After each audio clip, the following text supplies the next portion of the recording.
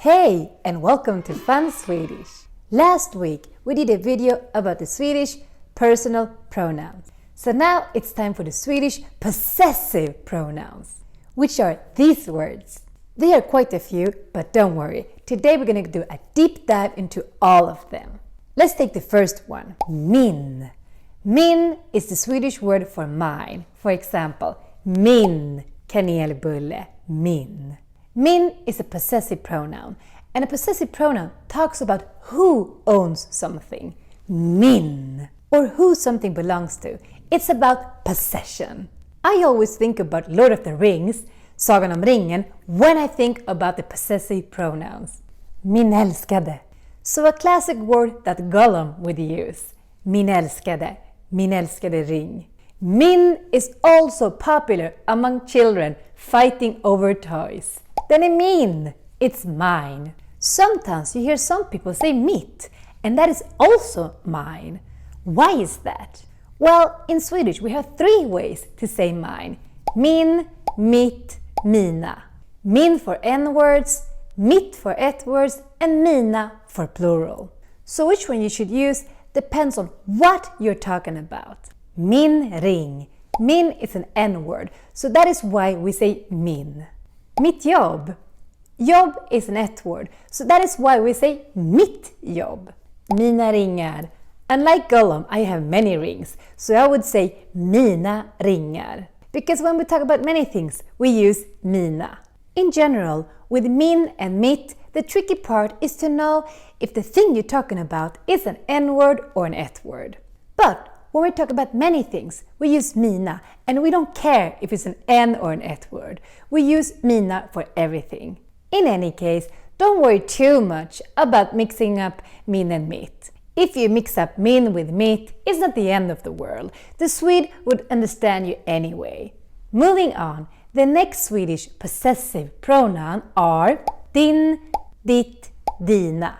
All of them mean your. And just like min, mitt, and mina, which one you should use depends on what you're talking about. Din kanelbulle. Kan jag få smaka på din kanelbulle? Again here, kanelbulle is an n-word. So that is why we say din kanelbulle. But then we have ditt namn. Namn is an ett-word. So that's why we need to say ditt namn. Vad var ditt namn igen? This is a classic question you can get if you have a name that is too complicated for Swedish people to remember. Vad var ditt namn igen? Then we have dina frågor. Vi svarar på dina frågor. We answer your questions. And since you have many questions, then we use the plural form, which is dina. Just like min and mina, we add an a in the end to make it plural. That's why we say din, and plural it becomes dina. Next, personal pronoun. Hans. Hans would be his. We are now in the third person. Hans kanelbulle och kaffe. Hans would always be Hans, no matter if you're talking about an n-word, an ett-word, or plural. Hans föräldrar är från Sverige. His parents are from Sweden. And if you want to talk about her parents, you would say hennes föräldrar är från Sverige. So here you might notice, if you watched our last video, that we went from han, which is him, to hans, which is his, by adding an s in the end. And we also went from henne, which is her, to hennes, which is hers, also by adding an s in the end. This is a good tip to think about, since it also works with possessiveness. If you know the name of the person, we just add s in the end. Det är Danielas kanelbulle, Danielas. And what is also worth mentioning is that we don't use an apostrophe like you do in English. We just put the s in the end. And if your name happens to end with an s, like it does for Anders, then you just leave it like it is. Anders kanelbulle. And we can do the same with a gender-neutral hen. And to round up the third person singular form, we also have one left. Des. Des is very rare to see, but it means its. For example, min mobil. Dess färg är blå. So, those were the singular possessive pronouns. Let's move on to the plurals. But before we do that, glöm inte att prenumerera på vår YouTube-kanal. Don't forget to subscribe to our YouTube channel. And hopefully you saw what I did there.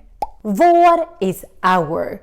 And here you need to think again if the word you're referring to is an N-word, ett-word or plural. Kanal or YouTube kanal is an N-word. So that's why I said vår YouTube kanal. But if it were an ett-word, then I would have used the word vårt. Följ vårt Instagram-konto. Follow our Instagram account, Fun Swedish. Here, konto is an ett-word, so that is why I have to say vårt. And then we have the plural version, and that would be våra. Kolla in våra videokurser. Check out our video courses. We have recently made video courses for all levels, from 100% beginner to upper intermediate. Link in the description below. And using the link below, you will get 10% discount on any of våra videokurser. So again, for the word our, we have the words vår, vårt, våra. And before we move on, the word vår is a funny one, because it can also mean spring, which is coming soon. And once the spring is over, you can actually say vår, vår var fin. Vår, vår var fin. That would make perfectly sense in Swedish. Vår var fin. Our spring was nice. The next possessive pronoun is er. Är det er hund?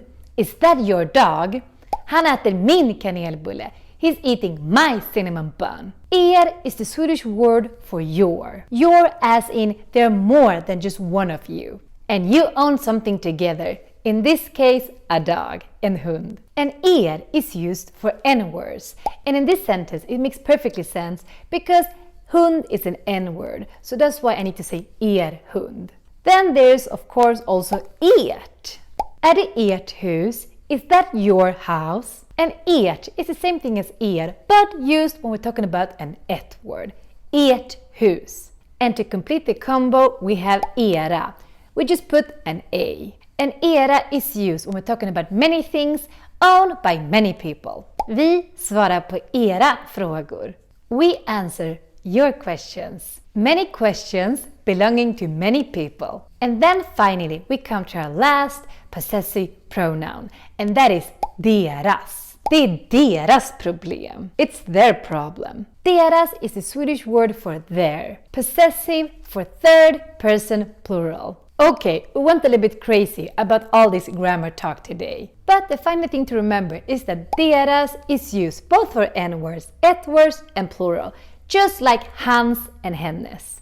So, let's say them again together from the beginning. So here I really recommend you to use your hand and point with me. Min, mitt, mina.